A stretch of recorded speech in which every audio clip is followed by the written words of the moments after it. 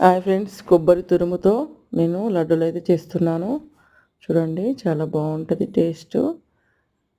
నెయ్యి, కొన్ని dry fruits వేసాను. దీంట్లో కొబ్బరి తురుము వేసి వేపుకోవాలి. ఇది చాలాసేపు డ్రై కావాలి. నెయ్యిలో కొంచెమే నెయ్యి వేసాను. డ్రై అయిన తర్వాత బెల్లం పాకం, దీంట్లో యాలకుల పొడి వేసుకొని ఈ కొబ్బరి మిశ్రమం ఉంది కదా, దీన్ని ఇందులో వేసేయాలి, కలపాలి. కలిపి తర్వాత కొంచెం దగ్గర పడేదాకా ఉంచాలి. కొంచెం రవ్వ ఉంటుంది కదా, బొంబాయి రవ్వ వేయించుకొని అందులో వేసుకుంటే బాగుంటుంది. కొంచెం క్రిస్పీగా రవ్వను కూడా అందులో వేసి కలిపేసి ఉండలు కట్టుకోవాలి.